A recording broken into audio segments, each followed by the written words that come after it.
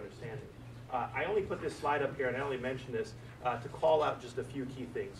One, obviously, the formation of the exchanges is an outgrowth of the Affordable Care Act. It's a required provision in the law, and so that's really what Access Health CT is here to do today, is to actually help Connecticut meet that statute within the Affordable Care Act. The other thing that I just want to call attention to is the fact that the Affordable Care Act is obviously implementing massive transformative changes into the health insurance industry. This is an industry that moves rather slowly, and changes happen somewhat incrementally. And these changes that are being introduced now are by far the most substantial in several decades. Just to call attention to a few, just to give you a sense for how impactful these are actually going to be. I think, again, if anybody here has ever applied for insurance, has ever helped somebody apply for insurance, has ever watched someone apply for insurance, the applications can be pages and pages and pages in length. They usually ask you a whole slew of very sensitive questions about your medical history, about medications you might take, about things that may have happened in the past. And that process is obviously referred to as medical underwriting, finding out about your medical condition so that an insurance carrier can then craft a particular price point for the plan that you are involved in. That process can be invasive. It can be extremely scary for consumers. And many times I think we've all heard stories about people having coverage revoked on the back end because they did not provide the proper information or forgot a particular element through that process. That process is now gone. There is no such thing as medical underwriting anymore. Your prior medical experience, medical conditions, quite frankly, it's none of the insurance carrier's business regarding that information. That is a massive transformative change for this industry.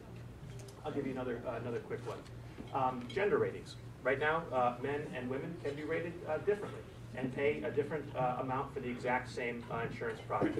That is now going away. Men and women will pay the exact same price for a plan. Pre-existing conditions exclusion. I think, again, we've probably all seen, had a member of our family, maybe even ourselves personally, who have seen individuals denied coverage because they have a pre-existing condition. Certainly, those are some of the people who needed access to insurance the most. And so there is no more, the ability to exclude people based on pre-existing conditions is now also gone per the Affordable Care Act. These are major tools and major ways that insurance carriers have managed their risk, have priced plans, have participated in the market, and these transformative changes are really going to cause them to rethink and recast their strategies.